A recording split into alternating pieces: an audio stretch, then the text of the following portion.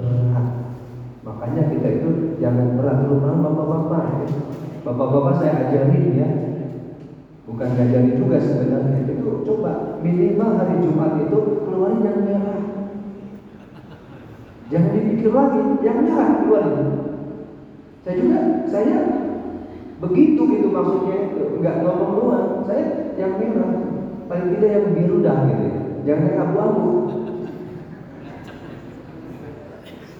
Yang merah keluarin 100.000. Kenapa?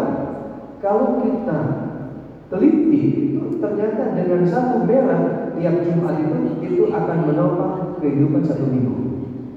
Berarti kalau 4 lembar 1 bulan itu akan mencukupi untuk 1 bulan. Itu Allah kasih. Namanya sedekah. Jadi perbanyak sedekahnya. Dan itu yang kita keluarkan adalah amal-amal kita. Nah ini ya, untuk mencapai negeri akhirat itu ya, dalam ayat ini berarti sohibah itu kita maksimalkan, sholatnya kita maksimalkan, zikirnya kita maksimalkan. Karena dengan zikir itu Pak, ya, hati kita jadi tenang ya. Banyakin tadi zikir, istighfar, sholawat. Juga kalimat zikir tawaf ya, subhanallah walhamdulillah wa la ilaha illallah wallahu subhanallah. Itu terus.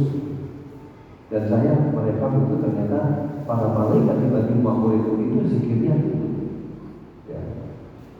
Itu zikir. Kemudian dari sedekah kita maksimalkan. Nah, ini untuk negeri akhirat agar kita itu menuju negeri akhirat penuh dengan kebaikan itu, sedekahnya terus kita tingkatkan. Kemudian juga jangan lupa wala sana sifakum, dan kamu lupa dunia. Kenapa masih perlu dunia? Ya, perlu begini, perlu berkendaraan, perlu tempat tinggal.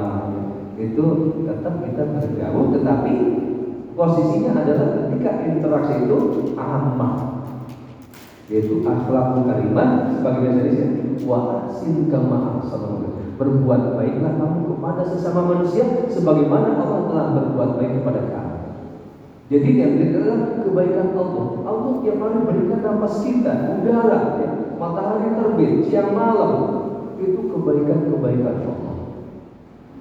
Kita berbuat baik kepada manusia sampai bagaimana agar kita pun berbuat baik kepada orang yang menyakiti kita. Orang nyakiti kita baikin, orang zalimi kita baikin. Itu namanya wa'ahsin. Namanya silaturahim.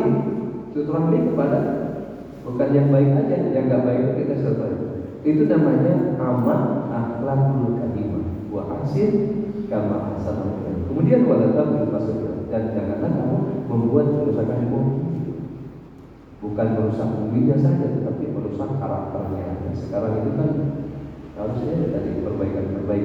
Innallaha la yuhibbul mufsidin. Sesungguhnya Allah tidak menyukai orang-orang yang berbuat kerusakan. Nah ini mudah-mudahan ya, singkat ini kita semua dapat mengambil nasihat dari firman Allah surah Al-Qasas ayat 77, yaitu dengan mengisi kehidupan dengan sholibaso. Itu sholibaso itu bisa di zawiyah, di tempat sholat ya. Di tempat sholat itu sholat, zikir, baca Quran, dan sedekah. Kenapa? Ada m-banking, transfer, kemana. Nah itu bisa sekarang sedekahnya di tempat. Kenapa banyak yang membutuhkan? Juga tentunya ya tempat-tempat lain ya kita keluarkan apa yang kita punya. Kemudian Allah berupaya kita mempunyai akhlakul karimah. Itu semua sosoknya adalah mencontoh sosok baginda Nabi Muhammad SAW. Mudah-mudahan kita semua dengan diri ini kita dijadikan sebagai Allah di dunia sampai akhirat. Kita memohon kepada Allah pada pertemuan yang penuh berkah ini, kita semuanya hadir, mudah-mudahan selalu diberikan kesehatan dan batin, mudah bertahan juga anak cucu kita. Semoga Allah jadikan semuanya menjadi surga. Dan kita pun berdoa ketika kelak ya, menghadap Allah melalui pintu gerbang kematian, Allah senantiasa memberikan curahan rahmatnya, kasih sayangnya, memberikan maghfirah ampunannya, dan telah dimasukkan ke dalam surga serta mendapatkan kemuliaan. Amin ya rabbal alamin. Terima kasih. Assalamualaikum warahmatullahi wabarakatuh. Ya, silakan kalau ada pertanyaan silakan. Bertanya silakan. Ya, ya silakan. Ya. Ini saya mau bertanya Pak Ustaz, apa fadilah daripada sholat sunat tasbih? Baik. Nah ini pertanyaan yang bagus ya, supaya mau menjadi. Ya, apa fadilah sholat sunat tasbih? Ya. Dalam literasi, ya, itu dosa-dosa kita diampuni Allah dengan sholat sunat tasbih. Kemudian dibersihkan ya hati kita, pikiran kita. Kemudian juga Allah berikan kemudahan urusan kita, Allah kabulkan doa-doa kita itu melalui sholat sunat tasbih. Karena isinya itu tasbih dan itu memang berat. Harus punya waktu yang khusus, kondisi badan yang fit. Kenapa? Kalau enggak fit takut kejengkang. Kalau kejengkang repot. Jadi berat ya. Itu ya. Jadi tadi ya, dosa-dosa yang kita lakukan itu diampuni oleh Allah. Ya. Kemudian Allah memberikan kemudian segala urusan kita, dan doa kita dikabulkan Allah. Itu fadilah daripada sholat sunat tasbih. Dan saya juga ya haji pertama itu ketika ikut sholat sunat tasbih. Ya, dulu di Cipete Selatan ada, di Jalan Gaharu itu ada majelis tasbih. Nanti saya juga pengen sekarang pertamaan Quran dulu di rumah. Nanti kalau sudah stabil nanti ada sholat sunat tasbih sebulan sekali di rumah saya. Gitu. Nah, iya. Jadi setiap habis sholat maghrib,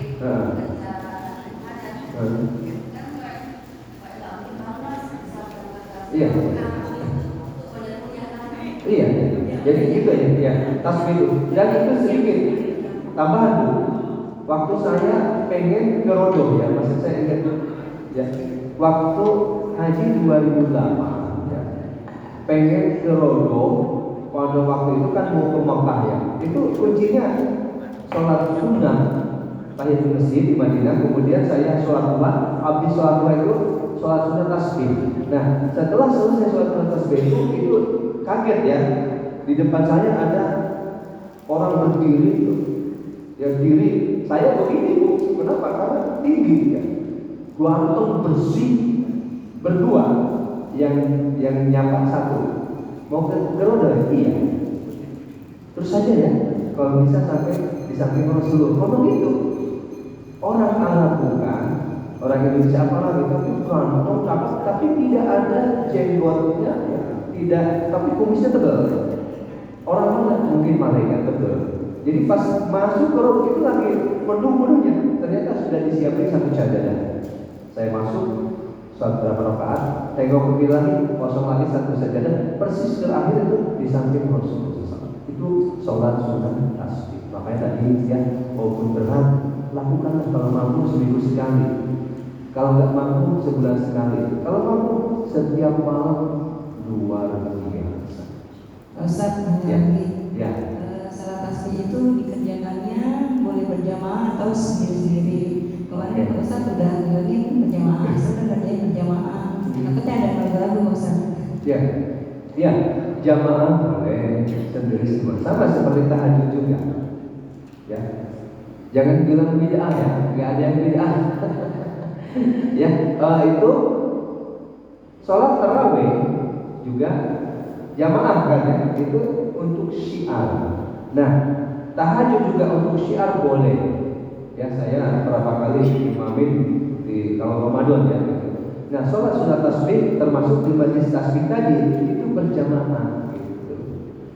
Nah, berjamaah untuk apa? Untuk memacu motivasi. Nah, kalau sudah ya, kalau sudah terbiasa nggak jamaah sendiri, itu kan namanya sudah jalan. Jadi artinya untuk memotivasi, memberikan semangat itu boleh.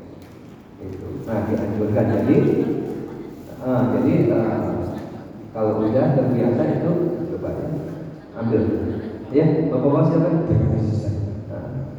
Mau tanya ini terlalu mahal ditanya. Jumlah rakaat pada sholat tahajud berapa rakaat yang baiknya? Dan apa harus ditutup dengan witir? Begitu juga dengan sholat duha. Sholat duha berapa rakaat yang baiknya? Apa harus ditutup dengan witir? Terima kasih Ustaz. Iya baik. Kalau di dalam generasi ya, tahajud itu ada yang katakan 10, ada yang 8. Kalau duha itu 12. Itu maksimalnya. Nah, yang tidak ada tasbih juga maksimalnya sholat witir itu 11. Itu maksimalnya gitu ya.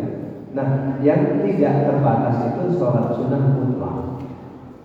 Ya, sholat sunnah mutlak itu tidak terbatas ya, semampu kita. Mampunya 8, mampunya 20 rakaat silakan, mampunya 50 rakaat silakan, mampunya 100 rakaat silakan. Memang saya juga belum melaksanakan, ada sholat sunnah, saya lupa namanya itu. Sampai sekarang itu belum saya laksanakan. Ya, saya mau tanya lagi sama guru saya. Itu khusus ya, sholat sunnah khusus itu 100 rakaat. Jadi 50 kali salam. Itu bacanya hanya Al-Ikhlas saja. Saya nanti tanya lagi. Itu berat. Saya lupa namanya, tapi itu Rasulullah ngajarin. Ya. Jadi bacanya hanya Al-Ikhlas setelah Al-Fatihah, tapi disesuaikan dengan rakaat. Ya.